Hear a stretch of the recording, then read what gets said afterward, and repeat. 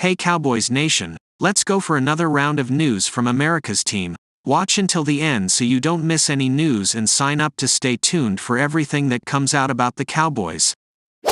Brandon Aubrey named NFC Special Teams Player of the Week, hopes to keep kicking streak going in Buffalo. The Dallas Cowboys are determined to keep their winning streak alive. Dallas has won 5 straight games. If the Cowboys can keep that streak going Sunday against the Buffalo Bills, they will clinch a playoff spot for the 3rd straight year. The Cowboys are 10-3. The Bills are 7-6 but coming off a big win of their own in Kansas City last week. Buffalo needs a win to climb back into playoff contention. Even though the Bills have a worse record, they're slightly favored to beat Dallas on Sunday. Cowboys kicker Brandon Aubrey said Buffalo is a tough place to kick, but he is determined to prove what he can do. Aubrey was named the NFC's Special Teams Player of the Week after his huge game against the Eagles last Sunday.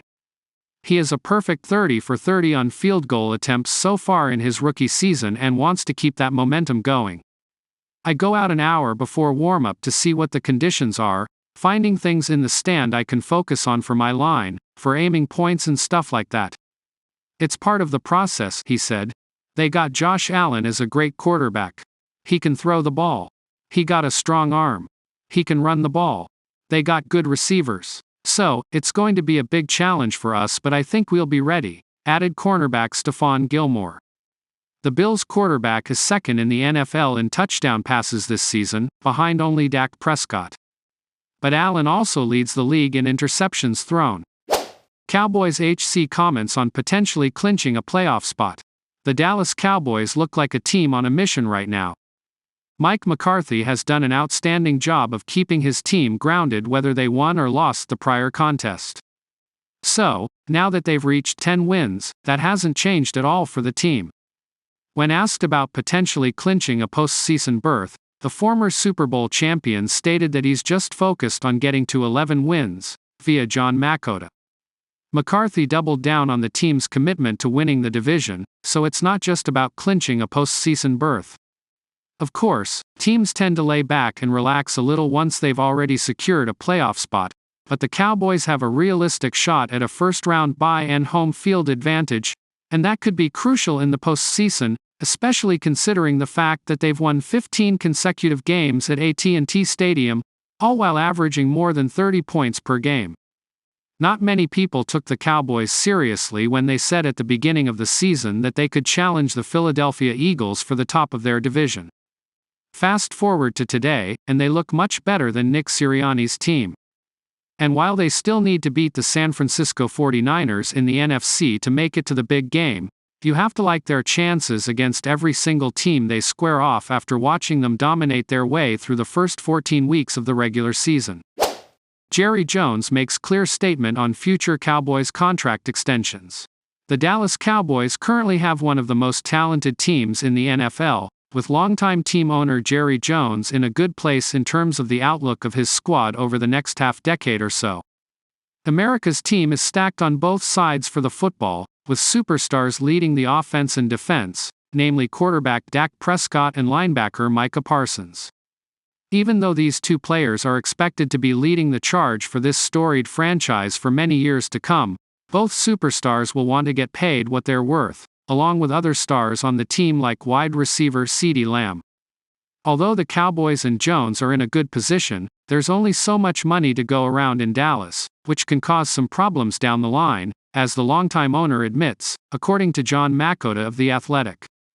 It'll be interesting to see how Jones and company plan to take care of all of these star players in the future, as he openly says the team will have to fit a square peg in a round hole when the time comes, which means he's focused on what's going on now opposed to years down the line. Even though that's probably what Jones should be doing, things could get awkward if the team isn't winning championships or even getting close, and these players come calling with their hands out, especially when it comes to Prescott. Only time will tell how things will pan out for Dallas, but for now, the team is in a good place and has a decent chance of winning it all this season. The Dallas Cowboys could soon be forced to replace a key starter during the offseason. As suggested by Bleacher Report's Matt Holder, the Cowboys could be an ideal landing spot for Cleveland Browns defensive tackle Shelby Harris. Holder mentions the 32-year-old veteran as a possible option for the Cowboys due to his low cost and because Dallas will have two key defensive tackles, starter Jonathan Hankins and backup Neville Gallimore, hit free agency. Harris would be a good fit in part because he's an older veteran who shouldn't command too much money on the open market, Holder wrote. On the field, he has experience playing up and down the defensive line throughout his career, which could help him serve as the team's first defensive lineman off of the bench. Why the Cowboys could consider signing Shelby Harris. Harris is currently on a 1-year, $3.5 million deal. Outside of a 3-year deal, $27 million deal he previously signed with the Broncos, Harris has never earned a salary more than $3.5 million in a single season. According to Over the Cap's contract valuation of Harris, his worth is $3.1 million. The 10-year veteran has started 67 of 111 games during his 10-year career.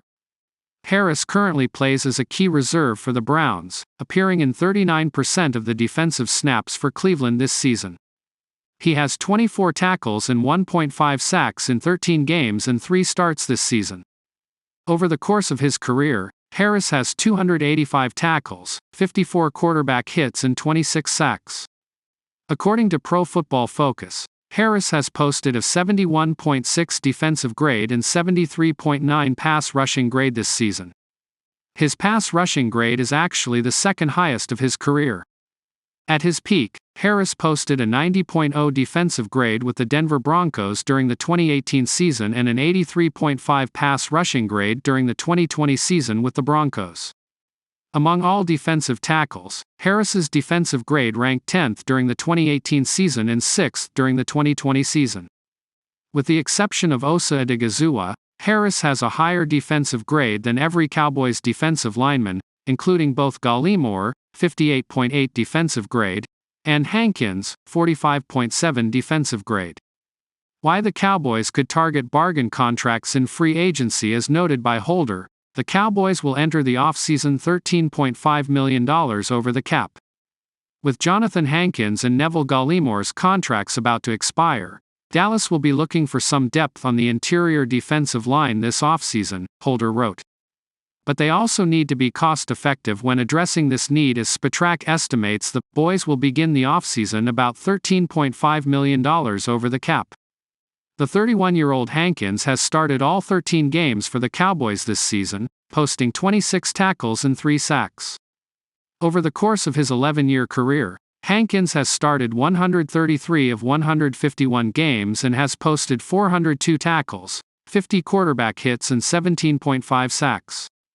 Hankins is currently playing on just a $1.3 million deal, and his annual salary topped out at $9 million during a 3-year run with the Indianapolis Colts between the 2017 and 2019 seasons.